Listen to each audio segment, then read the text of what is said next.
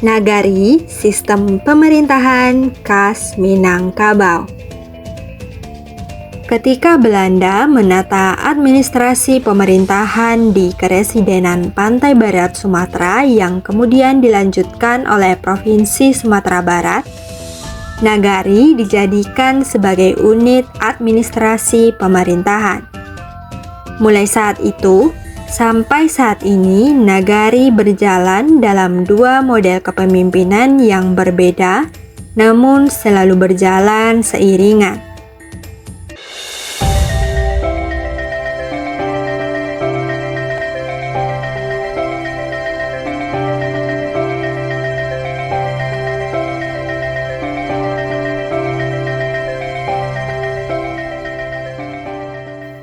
Tahukah Sanak bahwa Nagari adalah bentuk pemerintahan khas Minangkabau yang eksis jauh sebelum masuknya pengaruh Hindu-Buddha ke Minangkabau?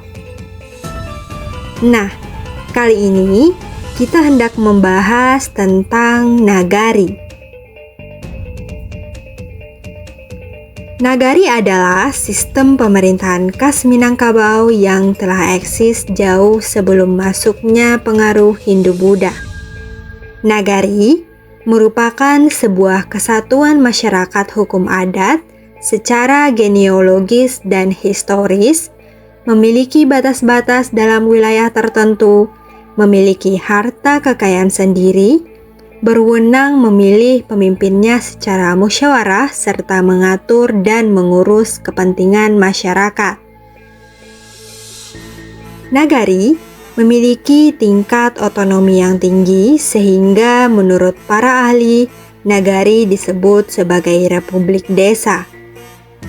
Dan Minangkabau itu sendiri merupakan federasi dari ratusan nagari yang diikat oleh kesamaan budaya. Persyaratan suatu wilayah atau teritorial dapat disebut nagari menurut adat Minangkabau diungkapkan dalam kata-kata adat sebagai berikut. Nagari Baampe suku dalam suku Babuah Parui, Kampung nan Batuo, rumah nan Batunganai. Dari kata-kata adat di atas, disebut bahwa suatu daerah dapat dikatakan menjadi nagari jika di dalamnya terdapat 4 suku, Buah Parui, Tuo Kampuang, dan Tunganai. Mari kita bahas satu persatu. Pertama, Nagari Baampe suku. Sebuah teritorial baru boleh disebut nagari bila penduduk di pemukimannya sudah tersusun minimal atau paling kurang 4 buah kelompok suku yang mana masing-masing suku sudah memiliki seorang panghulu andiko. Yang kedua, Buah Parui. Suku yang menghuni permukiman harus pula memenuhi syarat yakni dalam suku Babuah Parui.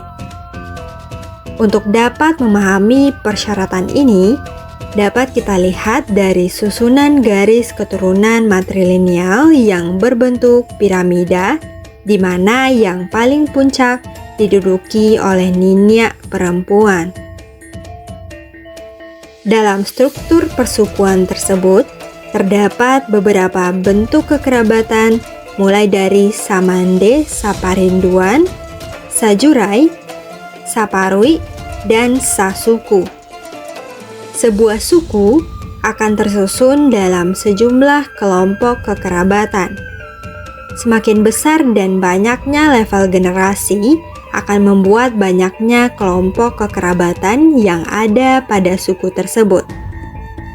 Kelompok kekerabatan suku ditandai dengan kesamaan pada level garis ibu, nenek, nenek buyut, dan berlanjut ke atas. Kelompok kekerabatan yang muncul karena kesamaan tersebut adalah Samandeh, yakni kelompok kekerabatan orang-orang dari ibu yang sama. Kadang kelompok ini juga disebut dengan istilah Saparinduan. Yang kedua, Sajurai, yakni kelompok yang berasal dari nenek yang sama. Yang ketiga, Saparui, yakni kelompok yang berasal dari nenek buyut yang sama.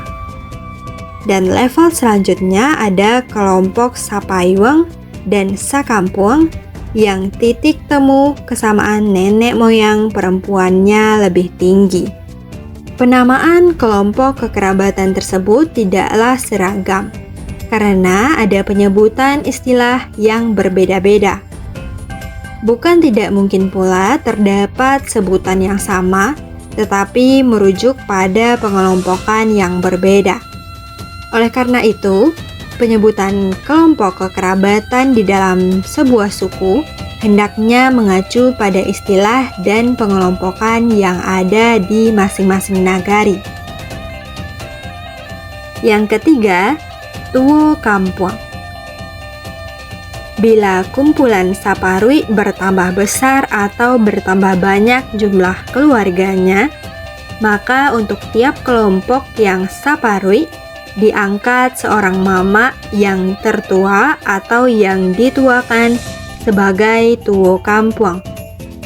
Tuo Kampuang bertugas antara lain mengawasi hak nan bapunyo ganggam nan bauntua, mengurus harta pusaka di bawah pengawasan penghulu suku.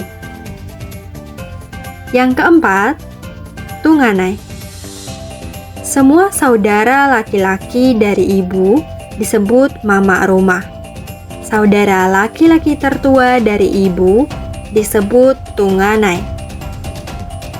Nah, Sanak Kasadonyo, sebuah teritorial hanya bisa disebut sebagai nagari apabila masyarakatnya tersusun atas struktur sosial seperti itu. Kita lanjutkan dengan tujuan dibangunnya sebuah nagari dengan himpunan sejumlah suku di dalamnya. Tujuan dibangunnya sebuah nagari dijelaskan dengan kata-kata adat, bumi sanang padi manjadi, padi masak jaguang mau piah, tarana bakambang biak. Anak nagari sanang santoso bapak kayo mande batuah, mama disambah urang pulo. Pakan sasa musaji rami saayun adat jo ugamo. Sadundun dunia jo akhirat. Untuk mencapai tujuan atau visi nagari, sebuah nagari harus memenuhi sejumlah persyaratan fisik, yang mana persyaratan itu harus dimiliki dan diungkapkan dengan kata-kata adat sebagai berikut. Basaso bajurami balabuhan batapian, barumah batanggo, bakorong bakampuang, basawah baladang, bapandam, bapakuburan, babalai, bamusaji. Kita telusuri satu persatu. Basosok bajurami artinya nagari harus mempunyai batas-batas nagari, apakah itu batas dengan nagari lain atau dengan rimba raya. Daerah yang berada dalam kungkungan batas itu merupakan daerah asli atau asal yang akan dijaga dan dilindungi selalu sepanjang hayat oleh anak nagari. Balabuan Batapian artinya nagari dilengkapi dengan labuah dan tapian. Balabuah artinya nagari harus memiliki jalan lingkungan dan jalan penghubung antar nagari. Batapian artinya nagari harus memiliki tepian untuk tempat mandi yang terpisah antara laki-laki dan juga perempuan. Tepian mandi untuk tiap nagari tidak mesti sama. Ada yang tepiannya di sungai, di kolam, di pancuran, ataupun di sumur. Barumah Batanggo artinya nagari mempunyai rumah tangga sebagai tempat tinggal. Bakorong Bakampuang, korong kampuang adalah daerah yang mempunyai penduduk dan punya tali keturunan menurut adat yang menjadikan penduduknya serasa, seadat, selimbago, seberat seiringan, senasib sepenanggungan. Basawah baladang, nagari harus memiliki sawah dan juga ladang sebagai sumber penghidupan. Bapandam bapa kuburan, nagari harus memiliki tempat untuk berkubur bagi kaum dan suku yang ada di nagari tersebut. Dan yang terakhir, babalai bamusaji, sebuah daerah hanya dapat dikatakan sebagai sebuah nagari jika di dalamnya berdiri minimal 1 buah balai adat dan 1 buah masjid. Selanjutnya, kita akan membahas perangkat nagari. Nagari sebagai pemerintahan adat di Minangkabau memiliki perangkat pemerintahan yang terdiri dari panghulu, malin atau pandito, manti, dan juga dubalang. Tugas dan fungsi masing-masing fungsionaris adat ini diungkapkan dalam kata-kata adat.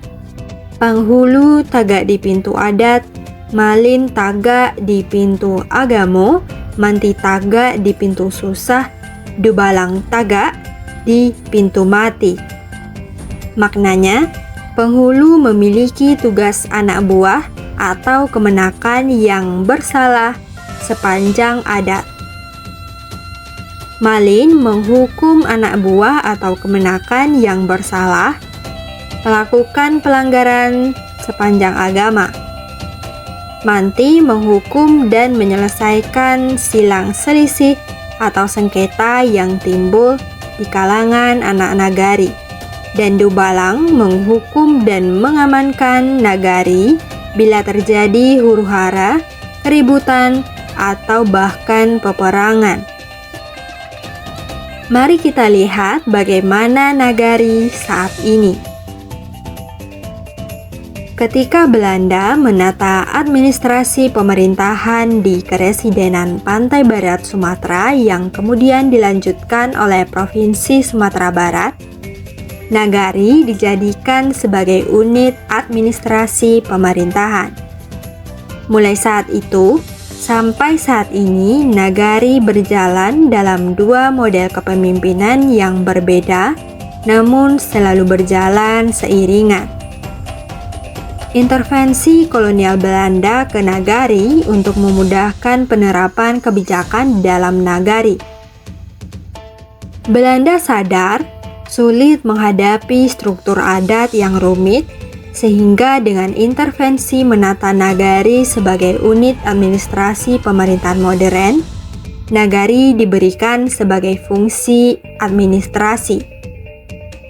Mulai saat itulah Belanda ikut campur dalam menata nagari sebagai unit pemerintahan terendah di Sumatera Barat dengan melakukan pemekaran ataupun penggabungan nagari. Di satu sisi, struktur adat yang terdiri dari para penghulu di nagari berjalan dengan memimpin anak kemenakan di lingkungan kaum dan juga suku. Di sisi lain, muncullah angku palo atau wali nagari sebagai petugas nagari dari aspek administrasi. Pada awalnya, pemekaran nagari dilakukan dengan menimbang struktur sosial adat. Namun, pemekaran yang terjadi pasca reformasi, banyak nagari yang melupakan struktur adatnya. Nah, sanak kasadonyo, demikian ulasan kita tentang nagari. Jangan lupa like, komen, dan subscribe serta nyalakan loncengnya untuk informasi terkini seputar adat, budaya, dan juga sejarah yang ada di Minangkabau. Tonton Nagaripedia, kenali nagarimu, cintai Indonesia, jelajahi dunia.